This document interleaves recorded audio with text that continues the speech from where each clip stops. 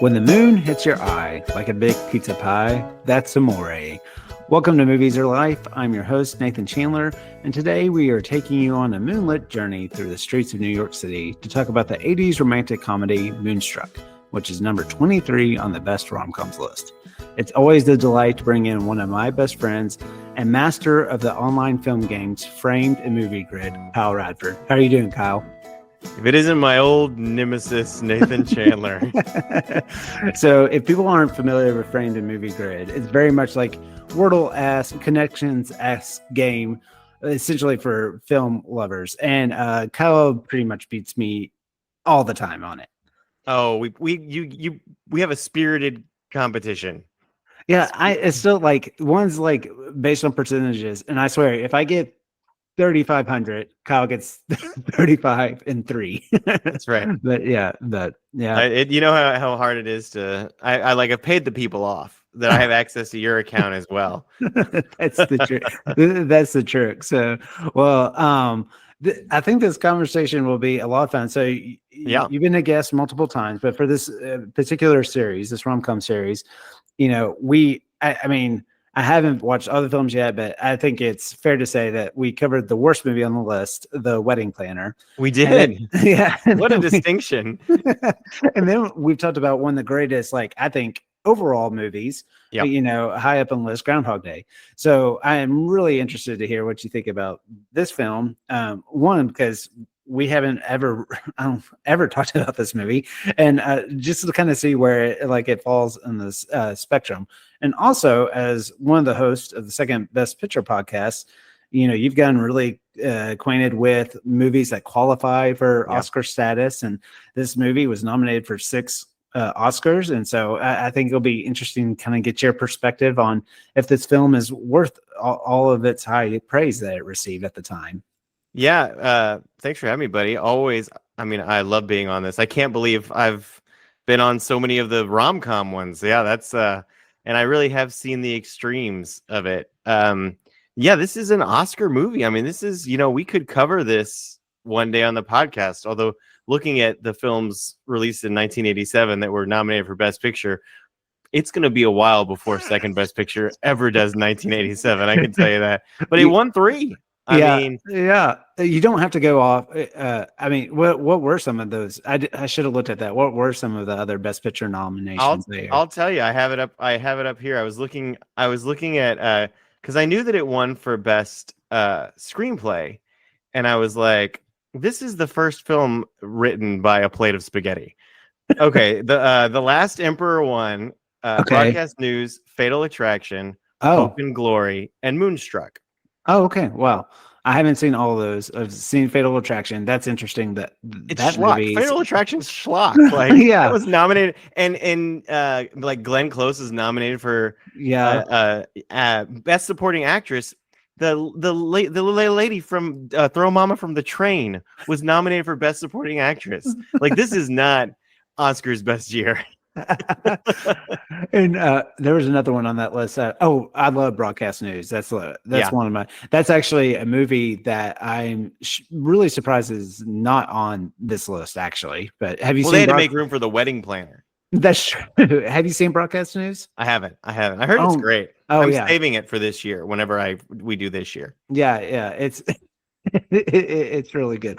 Well, we'll cut to the trailer here, and so kind of ease people into this movie. They say there's nothing new under the sun. Wait a minute!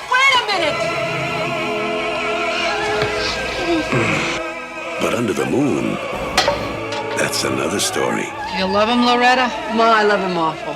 Oh, God, that's too bad. Cher, Nicolas Cage, in a Norman Jewison film. A la familia, eh? Moonstruck. That's more spaghetti. So Moonstruck is a 1987 American romantic comedy film directed by Norman Jewison and written by John Patrick Shanley. No sooner does Italian-American widow Loretta, played by Cher, accept a marriage proposal from her dolish boyfriend Johnny, then she finds herself falling for his younger brother Ronnie, played by Nicolas Cage. She tries to resist, but Ronnie lost his hand in an accident that he blames on his brother and has no scruples about aggressively pursuing her while Johnny is out of the country. As Loretta falls deeper in love, she comes to learn that she's not the only one in her family with a secret romance. The supporting cast includes Danny Aiello, Olympia Dukakis, and Vincent Gardenia. I think I'm saying that right. Yeah, Mr. Mushnick. Yeah, Moonstruck basically released nationwide on January 15th, 1988 by MGM. This film earned critical and commercial success, and it was nominated for 6 awards at the Academy Awards. The ones that did not win was Best Picture, Best Director, and Best Supporting Actor, but famously, Cher won for Best Actress. It won Best Supporting Actress for Dukakis and Best Original Screenplay, which you mentioned. So there's a little setup to this movie. So I guess, had you seen Moonstruck before? I didn't think I had when you asked if I would do Moonstruck. But watching it, I think I have. I think I saw it when I was little. Yeah. This was really when he revealed that he had a wooden hand. I was like, wait a second. I think I've seen this. Yeah. But I can't imagine this holding my attention as a young child. Right. Well, I think this movie is rated PG. Yeah. So I feel like it could and is probably something, I mean, I know our parents are different ages, but when they had little kids, it seems like maybe a movie that definitely. This seems like a movie with all the parents in the neighborhood hanging out. I could definitely see them having this movie on and us running around, going in and out of the room. Yeah. So I don't know exactly when I saw this either. And I think I was a little surprised by how much of it I did not remember. So it must have been some time. So I guess, did you like this movie?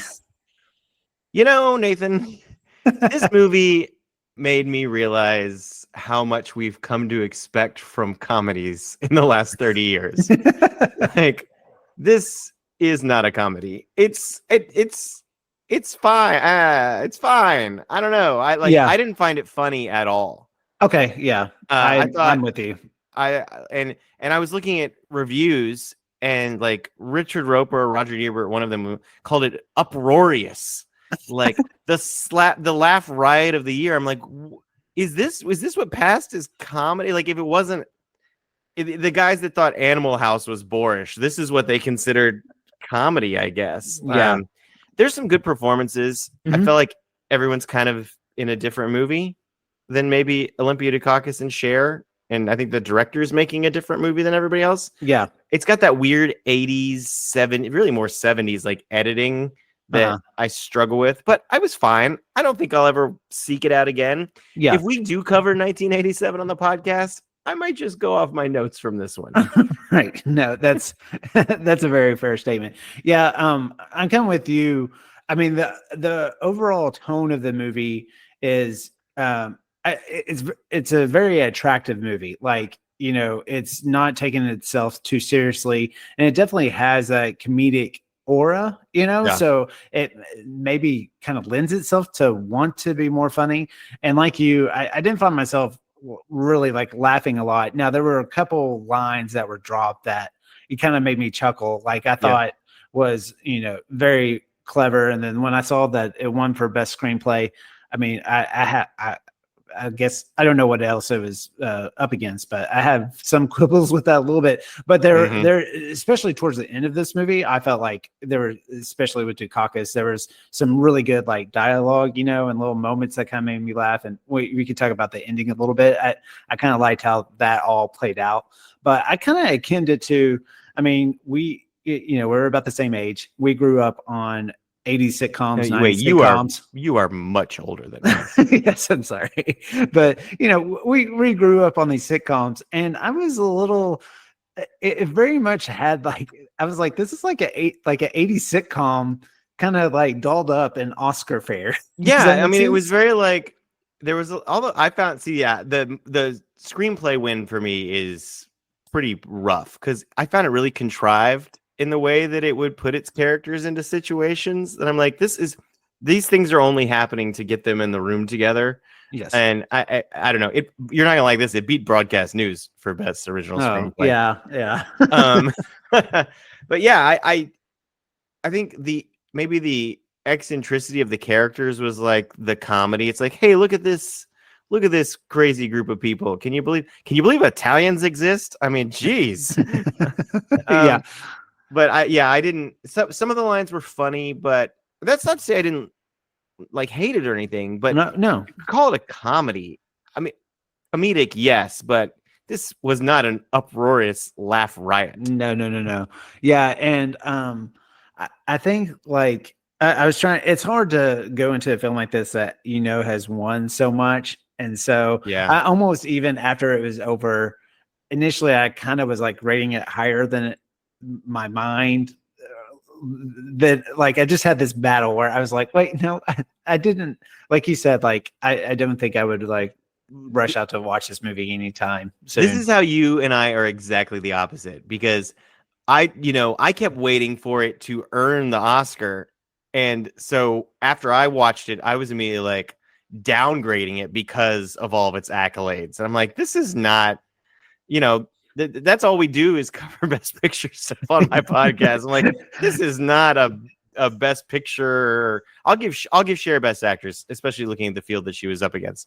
But the more I've thought about it, the more I think like, why am I need to stop holding it to the standard of what everyone says this movie is, and just take the movie on how it's presenting itself, not how the world presented it afterwards. And in that I was much kinder to it. Like, there's nothing offensive about this unless I'm Italian. Yeah. Right. Well, and that was what I kind of wondered was, we both grew up in the South. Like, I've spent very little time in the Northeast. I have not been around the Italian culture or the vibe of the New York City. Like, I've been in one weekend. So a part of me feels like maybe there's, it seemed like maybe there was like an audience that did watch this movie and just, it really like hit on maybe some cultural things that maybe I'm not aware of, or it's like you said, seeped in spaghetti sauce. And it is seeped in spaghetti. I mean, the pages were red. and quite tasty.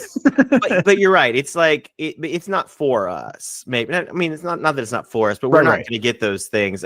I was actually thinking about the movie Blue Beetle. Did you see Blue Beetle that came out? No, I didn't. Good for you.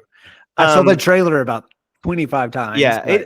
It featured the subtle comedic stylings of George Lopez, and I watched it and I was like, this movie is offensive to Hispanic people, right? Like, this is absurd. And I was talking to a friend of mine who's Hispanic, and he was like, I loved it. I loved the family interaction, all that. I'm like, you know what? This isn't my culture, and I don't understand it, and that's okay. And not every movie has to be for me. So I guess that's where I'm with Moonstruck. It's like very specific to like Brooklyn Italians.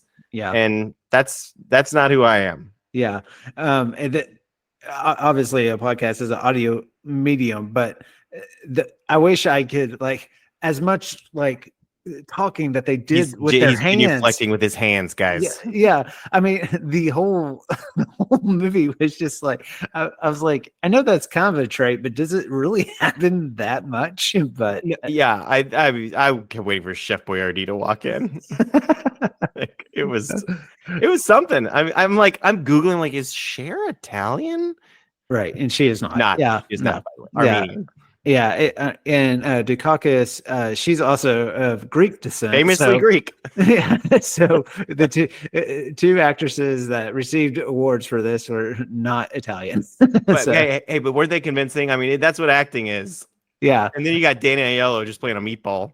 Yeah, which have you seen Do the Right Thing? Yes, a long time ago. Yeah, when I was too young to see it. Yeah, I can imagine, but he's amazing in that movie, and so I liked seeing. Like, I was like, oh, hey, there he is, So yeah, I felt like, I mean, this movie, I kind of framed it as like, this is a movie that loves love, and that's what this movie is, and it is like very over the top. But meaning too, it's very seeped in just romance. But then when I take a step back, I'm like, yeah, which is like everything is founded on basically like cheating. on Yeah, it's somebody else. lust. It's not really love, it's lust that it's founded on. Yeah, Yeah. this like raw attraction these characters have, and how they've got to get out of the safe thing and go. I don't even know. I'm not even sure what the message of the movie is, because the message for Cher's character seems to be different than the message for her parents. I don't know. Yes, very much. So you mentioned Cher being worthy of the Oscar. Like, could you explain that a little bit? Yeah, I thought I really enjoyed her performance in the transformation from like the mousy safe widow at the beginning to kind of a woman finding her own. I don't know. I felt a lot of layers to it. Like I kind of felt the inner turmoil that she was having, like the opposite of how cartoonish everything that Nick Cage was doing. It's like she was playing it completely opposite. Hers was a like a lesson in like external less is more acting, and intentional, not because of a lack of ability. And his is like, I'm just gonna scream as loud as I can, and that'll show him how in love I am. So I really found it to be a measured performance. I was kind of looking. This was kind of the tail end of when she like took her Oscar and went home. You know, she kind of stopped acting. Yeah. I kind of, I mean, internet research, right? But yeah, kind of read that like she has sparingly done acting jobs because she just said how much energy that it takes, you know. So I think it's just kind of been a choice. I wasn't like, I think I was a little surprised. Like, once again, I don't really know what the competition was. I mean, I think she's really good in here. Cher, even not just this movie, it's just a celebrity that I've never really connected with anyway. And so, are you a big Cher fan? No. I mean, I don't know. I don't listen. I don't actively seek out her music, I guess. I do love some good like Euro pop dance every now and then. So yeah. But like, you know, she wasn't in a lot. No. Mask, which I saw, and I liked that when I was little. Like when I thought I was gonna watch Jim Carrey's The Mask, and it turned out to be the facial deformity movie. Are you serious when you say that? I'm 100% serious. Two very completely different films. Yeah, I mean, nobody said smoking. It took, you know, he wasn't transforming in anything. He just went to summer camp and fell in love with a blind girl. And then The Witches of Eastwick I never saw, so I didn't really know her career. I basically know her from cameos on 90s TV shows, like where she would pop in on Will and Grace or whatever. And so I don't dislike her, but I don't really have much of a relationship with her. Right. Yeah. Well, I thought it was just kind of ironic that that we cover Groundhog Day because you know, I Got You Babe is so prominently featured in that movie, and just the funny that tie there. And that's probably just growing up what I knew her most by was that song, because I love Groundhog Day so much. And also the music video for Turn Back Time. Do you know what I'm referring to with that music video? But she's basically on this Navy. Yeah, is that the one that was banned by MTV? Well, it's because of what she's wearing, and my little sister, for whatever reason, when that video would pop on, she would give me a hard time of like, "Oh, you like her, don't you? Do you like her?" Just because that outfit is just like definitely out there for sure. So yeah, I didn't realize this was gonna be like a makeover movie, that she was gonna have like a little makeover in the middle. Yeah, and that 80s makeover. That moment didn't really hit for me either. I don't know.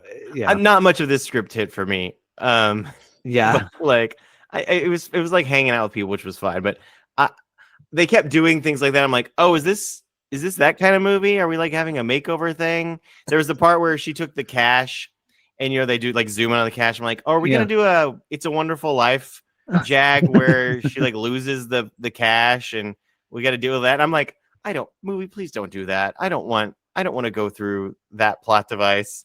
And then it turns out at the end that it's just like, hey, just kidding. We just needed to give those people a reason to come over and be in this scene.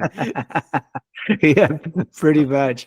And you mentioned Nicolas Cage, and so I one of his, I know he did stuff before this, but I've always, Raising Arizona, I've always loved. And he's like, he finds the perfect tone in that movie for sure.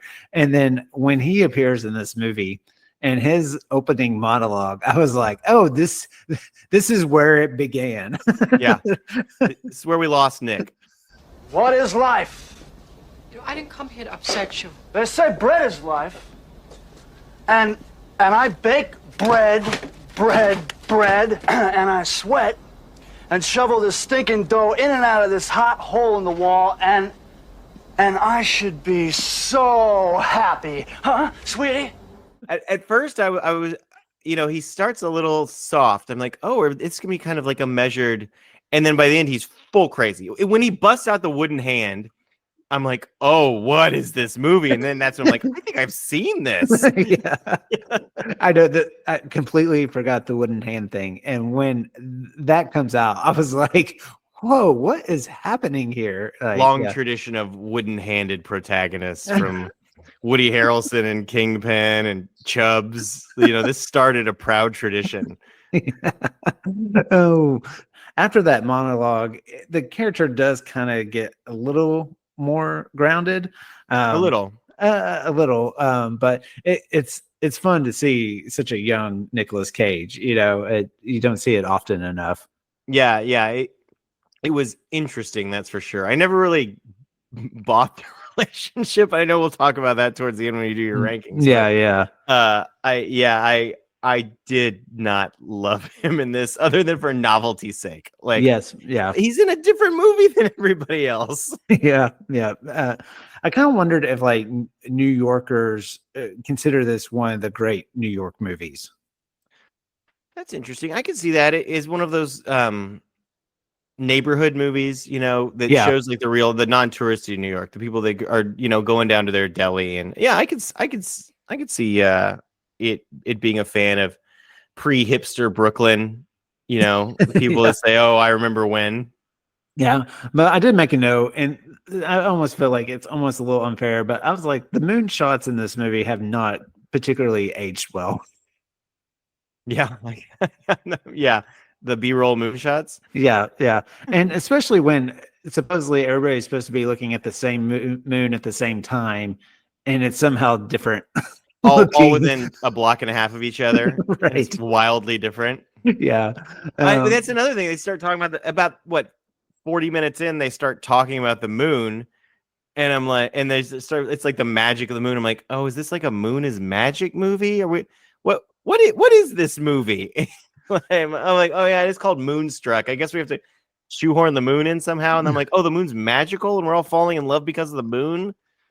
Oh, okay. Yeah. I do want to say, and I want to reiterate that I did think this is like a good movie. I think there's far worse movies for sure. And it does lend itself to kind of definitely poke holes in it. But I did like it showcasing these kind of different stages of love. So you have I know I'm supposed to say their characters, but Cher and Nicolas Cage, this kind of like even though she's even a little older in this movie, kind of a young. All their last names are like calamari. How are you supposed to differentiate between the characters?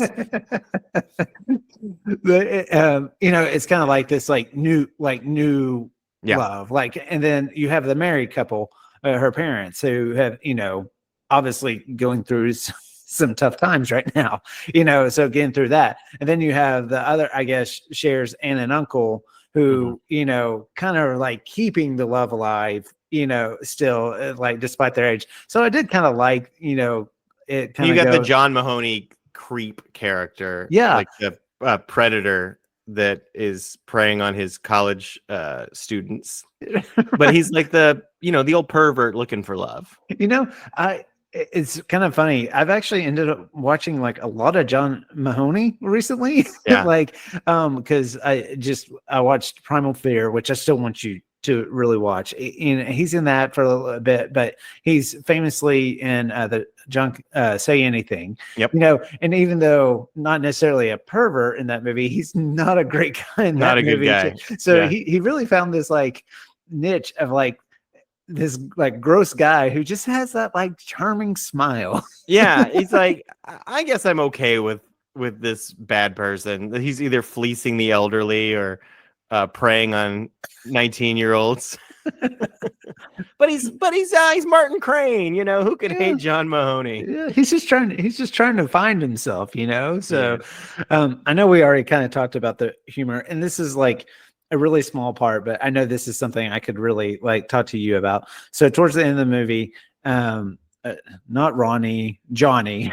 Johnny's just gotten back from Italy, and there's this whole gag about he leaves his like suitcases outside of the taxi cab. Yeah, and then he's like, "Oh," and then my suitcase. Then it happens again, and that's what I mean. Like this, like 80s, like I was like, this feels like a sitcom of like, oh, and then even towards the end, even though I did like the ending because it just, I mean, at least kind of fit the movie's like overall kind of tone and feel, but it almost I feel like I say this in all the podcasts, but it almost felt like a play in how everything like wrapped up so well. It's like, oh, I guess my brother's now engaged to fiance.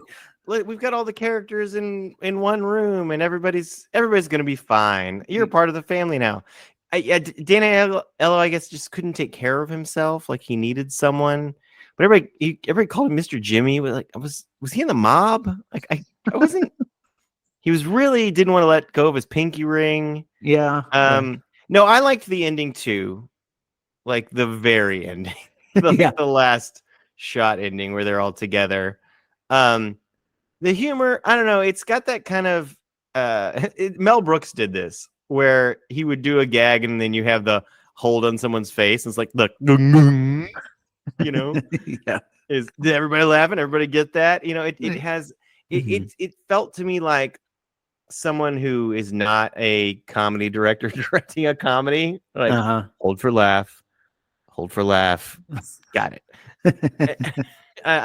It was very awkwardly paced in that way. But I liked Aiello's character. I liked the end. I liked some of the love storylines. I don't know. The Nick Cage Cher one grew on me. The parents I thought was kind of fumbled at the end with the father's reaction. I'm like, I guess we're supposed to, hey, he got mad, but he says that he loved his wife in Italian, so everything's fine. Don't worry about it. He's decided not to have it. How magnanimous of him. He's decided not to have an affair anymore. Angrily at the dinner table. A man understands one day that his life is built on nothing. And that's a bad, crazy day.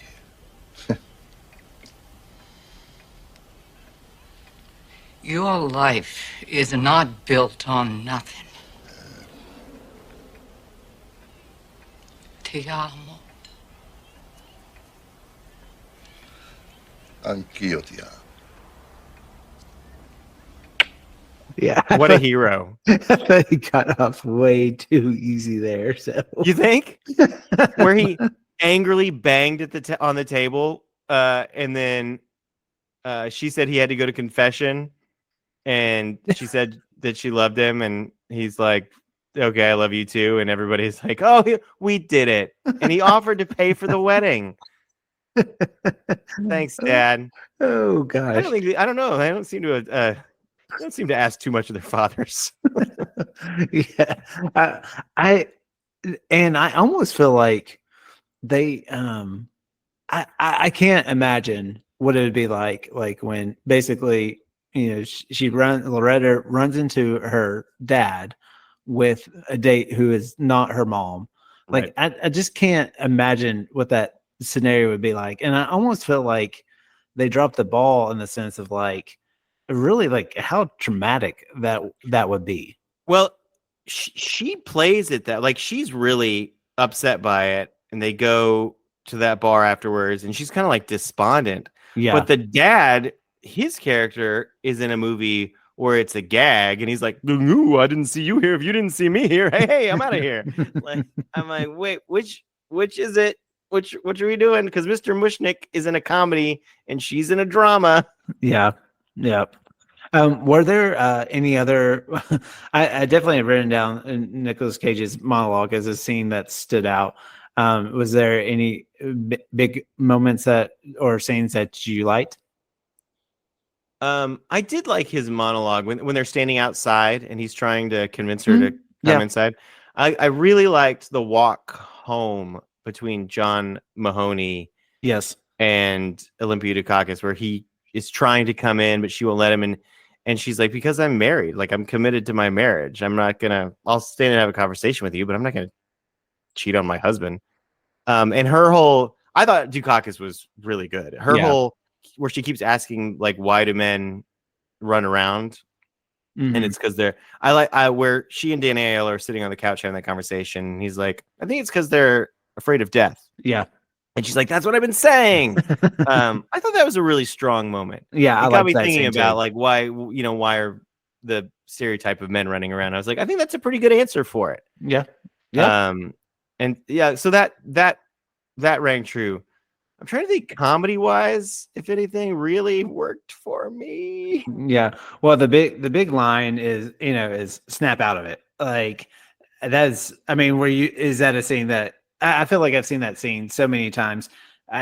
Maybe I'm making it up in my head, but like, I just feel like Oscar ceremonies used to do a lot of like montages, which I personally love. And I feel like that moment is like one that they always played all the time. I'm going to marry him. Do you hear me? Last night never happened, and I'm going to marry him, and you and I are going to take this to our coffins.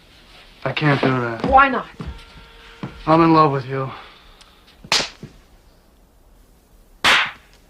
Snap out of it. And so I was almost kind of like waiting for this moment. And it happened so fast. I'm like almost shocked that it became such a quotable thing that people said all the time. Yeah, I mean, it did not leave an impression on me in the least bit. Well, and I think the way it's played back is as a funny moment. But once again, like you're talking about, I don't think it was meant to be funny. Yeah. I don't think that was a comedy moment. The audience doesn't get it. Yeah. But yeah, it's hard to know in a movie like this that is constantly changing tones, and even in the same scene partners are portraying different tones. Like, is this funny? I don't know if this is funny. Movie Musings. This movie really kind of dives into curses and luck, and so are you a superstitious person? Wouldn't say I'm superstitious, but I'm a little stitious. I have to quote the office. I have to quote that whenever I can. Not at all. I don't like believe in. I'm not a magical thinker in any way. No, I'm not. I don't believe in curses or any of that stuff. Like, when my kids are like, I'm scared that there's a ghost, I'm like, ghosts aren't real. You're being silly. What about like any kind of like, do you have like a lucky pair of socks or anything like that? I'm trying to think if I have any like rituals that I do. I have a pair of socks that my wife got me. I mean, my kids got me, but I don't think they got on the internet and bought these things for Christmas, Father's Day. I don't know, something like that. That have their faces on it. The socks have my kids' faces on. Yeah. And I always wear them when I travel. Okay. I bring them when I travel, but that's more because they remind me of my kids, and I can like look down at my ankles and see my children's smiling faces, and it makes me happy. Yeah.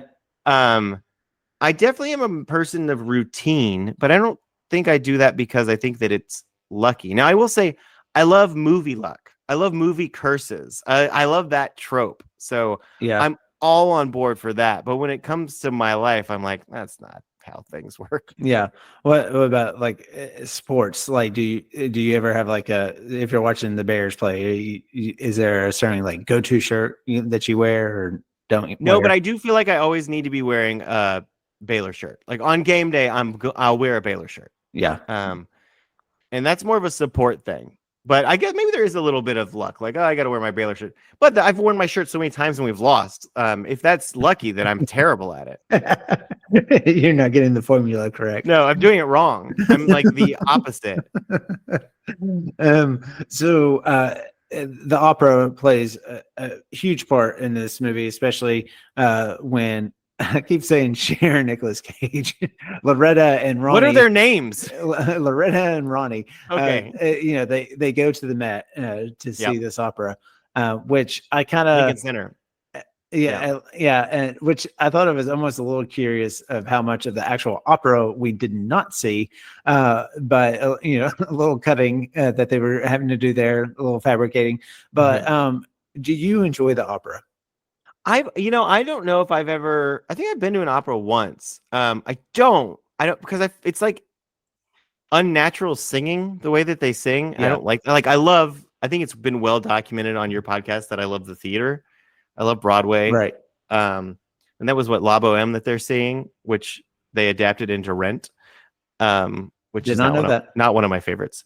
But no, I mean, I want to like the opera, right? Because I'm like the dumb guy that likes Broadway, and that's like the sophisticated version of this. But first of all, it's all in another language, and for me, I'd like to understand what they're saying. Yeah, and it's like this unnatural vocal affectations that they do that I'm more of a belt it and rip it kind of guy. Yeah, I don't know if musical purists will come after me with this take, but like opera very much like totally appreciate it for what it is. Right? Sure. Yeah, but even like watching. Don't get mad at me. Don't write emails. I totally appreciate it. Yeah. I mean, and we actually know a real like opera star. Like he does it as his profession, and he's.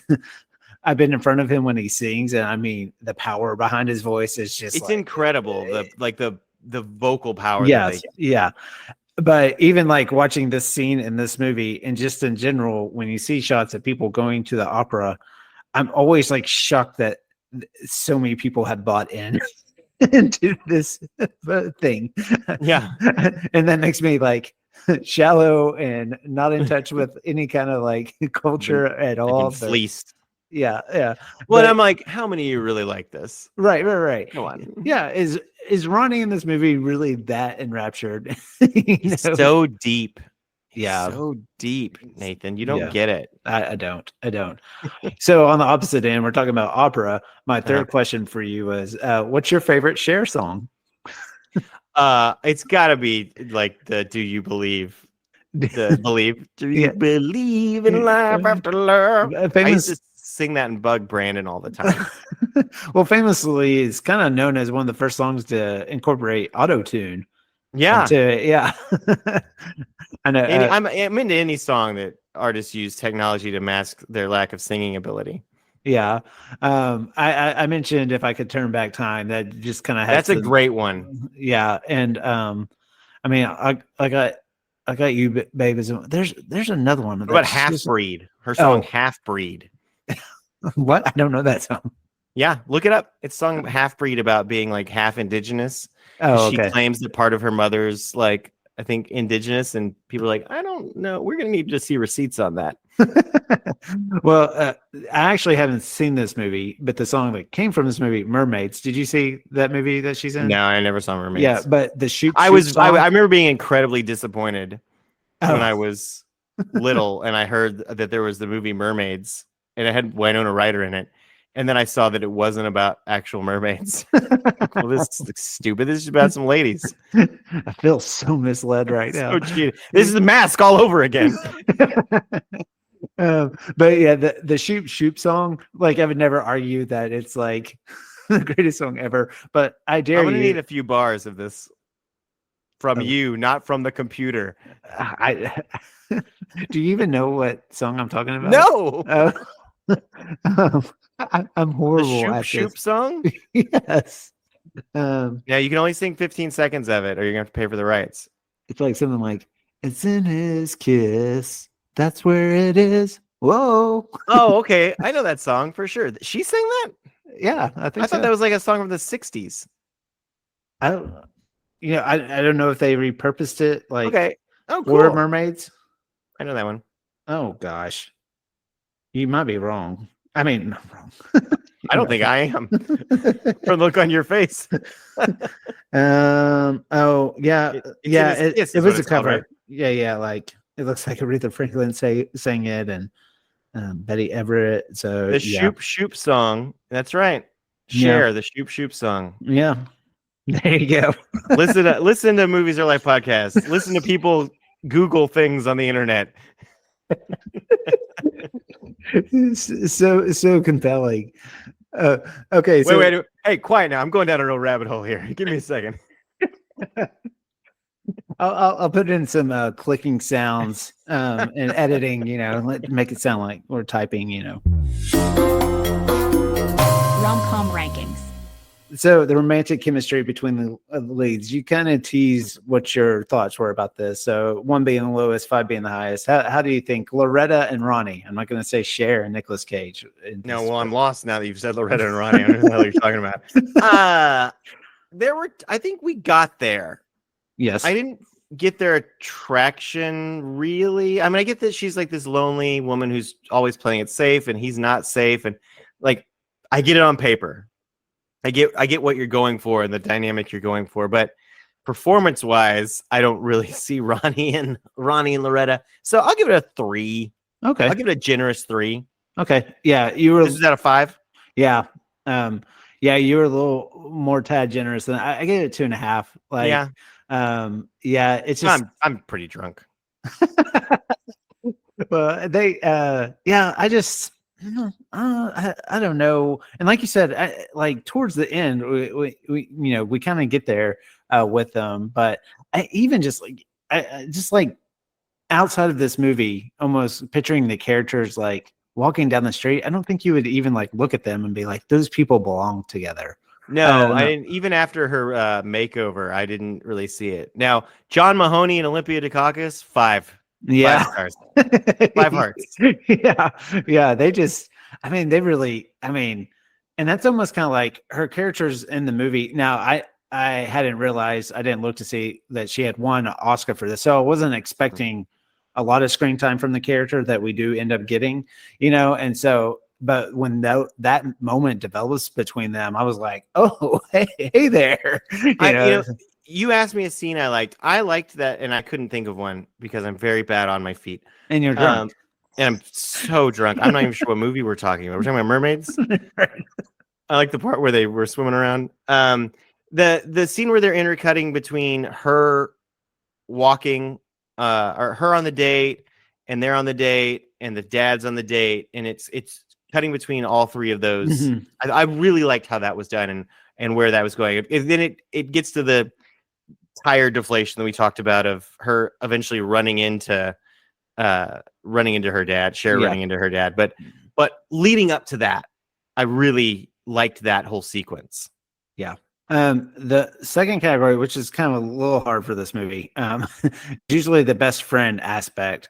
I don't know if you could shift it into like supporting characters, like the for dogs, this movie. Maybe? I don't know, the dogs, maybe. Grandpa. But I feel like the supporting characters do really carry. This movie was in a way a little more surprise to me that like, oh, this is not just Loretta's story. It has those elements to them. But I don't know, kind of a hard category to rate.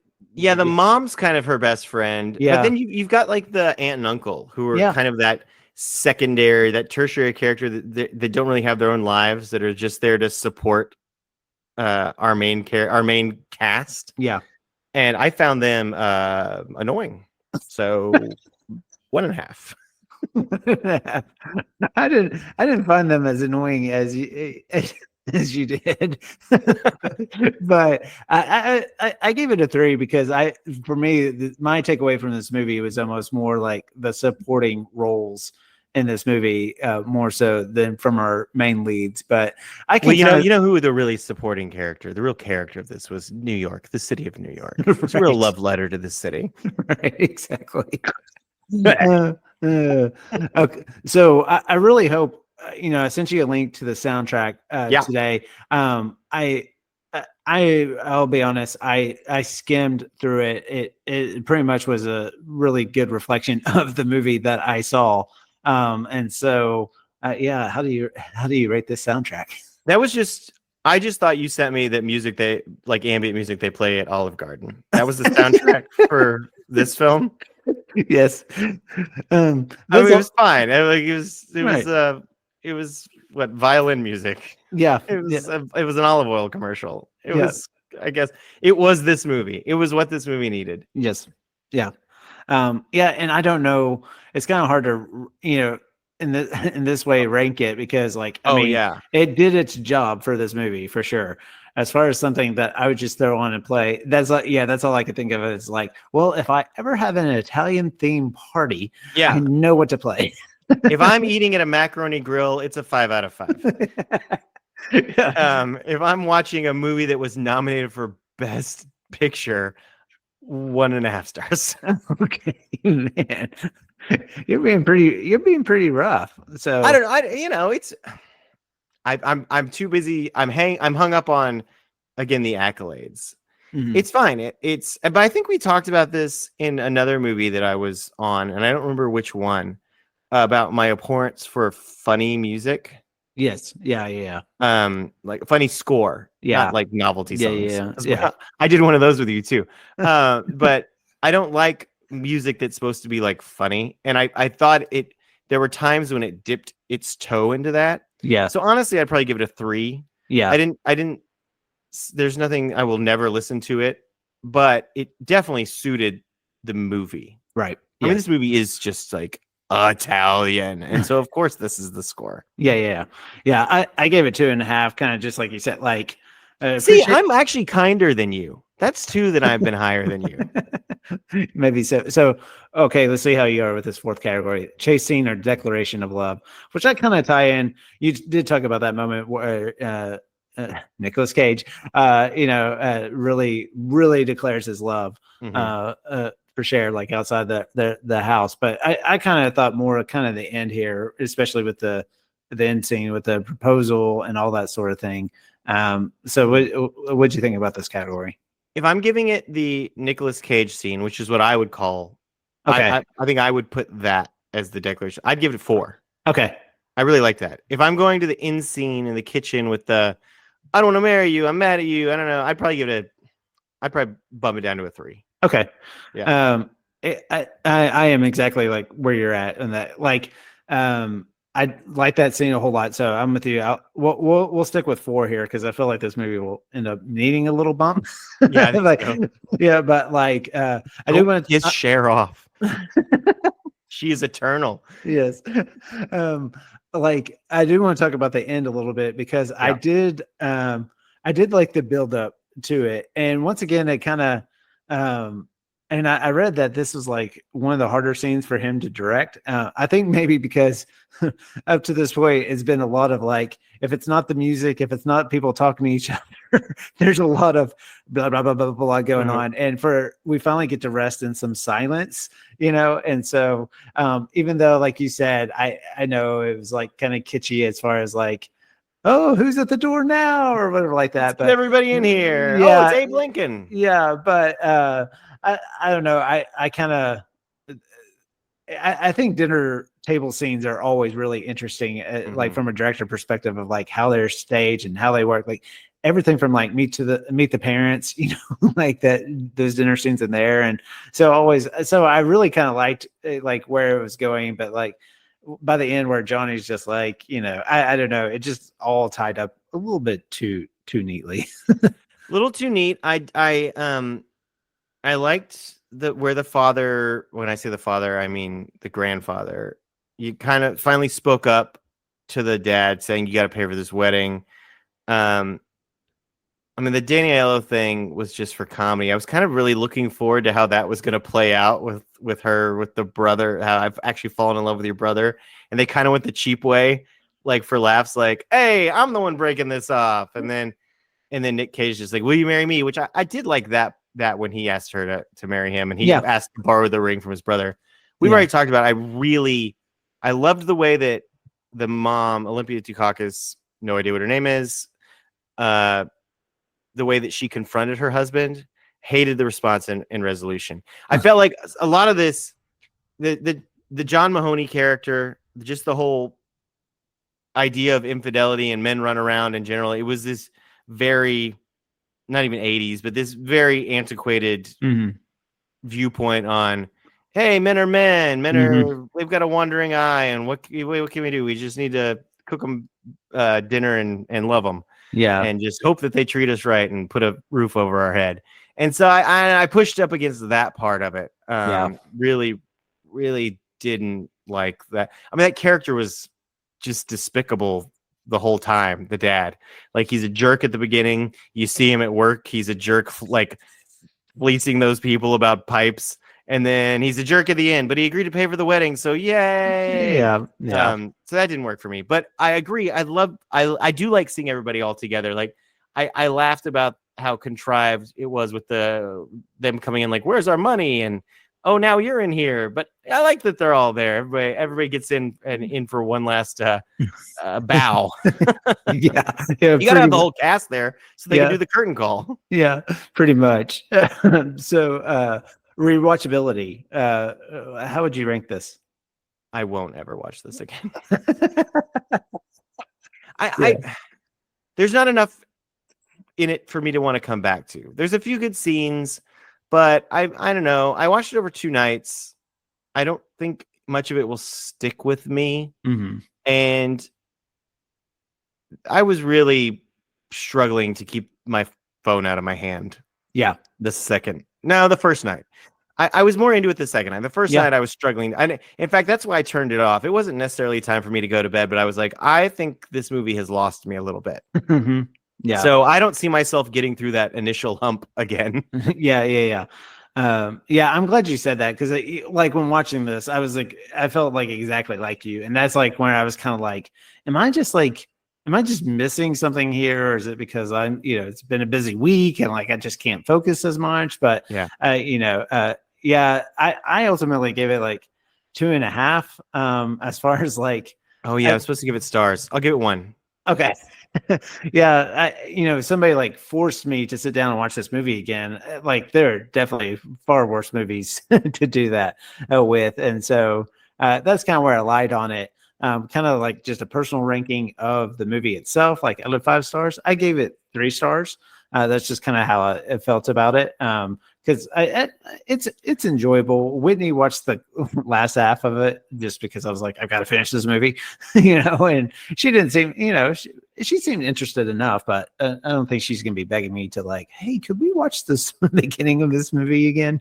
So this could be one of those rare ones for me on Letterboxd, and I didn't rate it yet on Letterboxd because we hadn't had our conversation yet. But this might be one of the few where I actually give it 2.5 stars. Okay. Give it the like heart. Yeah. Which usually it has to cross the 3-star mark for me to give it the like heart. Yeah. But every now and then I'll be like, I liked this, but it wasn't great, and I probably won't watch it again. Recommendations. Anything you would recommend? Oh my gosh, I've seen so many things. I've seen so many things since we've talked. Really? Not really. Okay. We watched The Zone of Interest last weekend. Yes. I don't know if you saw that one. It's the one I've been trying to get to. I watched Anatomy of a Fall. I got that one done. Have not watched The Zone of Interest yet. So for those of you that don't know, it's about the commandant in charge of Auschwitz. It's about him and his family live in a house that's provided to him that is right next to the concentration camp, and it actually shares a wall with the concentration camp. And the film is all about him and his family and their life in that house, and it never goes over the wall. You never see in the camp, but the camp's always present. It's like a master of sound. I mean, I think it won Best Sound. Yeah, because you can always hear what's going on, the atrocities of the camp. You can hear that and how it affects all of those children just hearing it all the time. It was a wonderful movie. I mean, it was a rough movie, but it was really well done. So I loved it. I'd recommend it to. It's one of them foreign films you have to read, but other than that, I thought it was really strong. Yeah. Okay. Yeah. No, I've definitely wanted to watch it. I have a question for you. How did you watch the movie? Did you watch it on your TV or? I watched it on my TV. Okay. It's on Max, and so I didn't travel abroad. I just sat and watched it on the big screen in my living room. Yeah. So I know this is kind of a funny, but I do try to watch things like during my lunch actually. And so I almost felt like I guess I've been waiting to watch it on the TV because there's something about it that like I wondered if I know it's not ideal for filmmakers they don't like the idea of me watching their film on a phone. Watch it on your Apple Watch. Yeah. I think honestly with a movie like this, listen, it's not a Michael Bay movie. You don't need a 83-inch TV screen or something. Yeah. It's all about the sound. The sound really. So I think watching it on your laptop through headphones, I think you get a lot actually listening to it through headphones as opposed to speakers, because I don't know if you're like me, I can't hear anything anymore.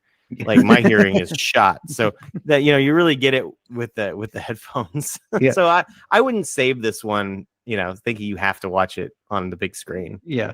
So this is just a quick little story, but so the Norman get an angry email in German now. The Norman Music Festival was this past weekend. And so my nephew is in a band and they played. So we all go out there and Whitney's parents were with us and no lie, they're playing. And she turns to us and she goes, "Why does this have to be so loud?" It's like, we are at a music festival. Can't they turn it down? It's like going to like a chess tournament and going, "Why do all the kids have to be so smart?" Make me feel bad about myself. Yeah. So my recommendation is actually another podcast, but I started listening to the Lonely Island and Seth Meyers podcast. Are you aware of this? No.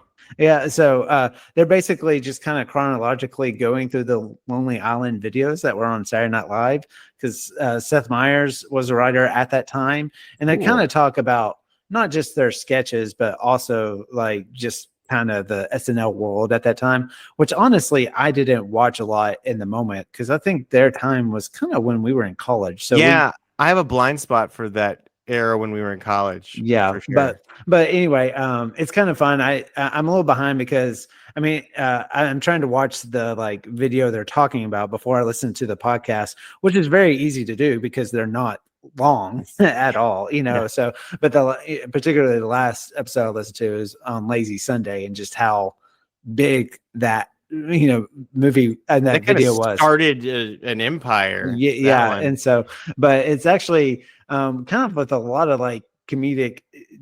I don't know if you could say the Lonely Island are geniuses. I think they kind of are in their own right, but like listening to them, they're much more serious about the process than you ever would think they are. I always find it interesting, and podcasts have really afforded this when you hear comedians and artists describe their work and you think it's this slapdash, all in the moment, they're just goofy guys, and to find out the reason that these people are so successful is how seriously they take the process and how much.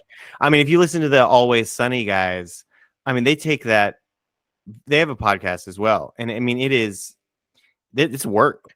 Yeah, it is work to them. It's not three idiots hanging out that are drunk. Like, you listen to Broken Lizard guys, like those movies that aren't always successful in my mind. Like, they are thinking about every joke. They're thinking about every shot. Like, it is. Yeah, it's the same as making an art film. Yeah.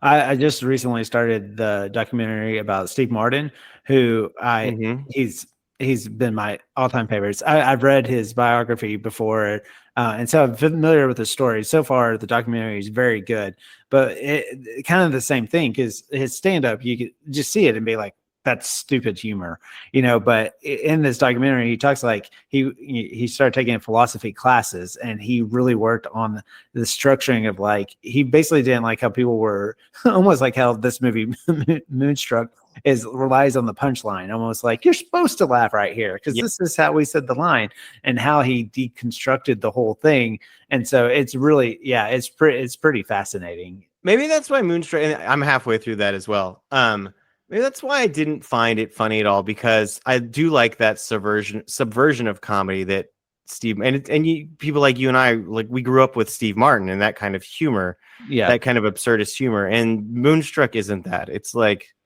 jokes, not even jokes, but like very predictable, basic comedy. Boy, that's reductive, but it's true. Well, I thank you for. Nobody had signed up for this movie. What? Yeah, the 23rd best romantic comedy, the laugh riot of Moonstruck. Yeah, since we've been rating things from a scale of 1 to 5 of how you feel about me making you watch this movie, where are you at this time?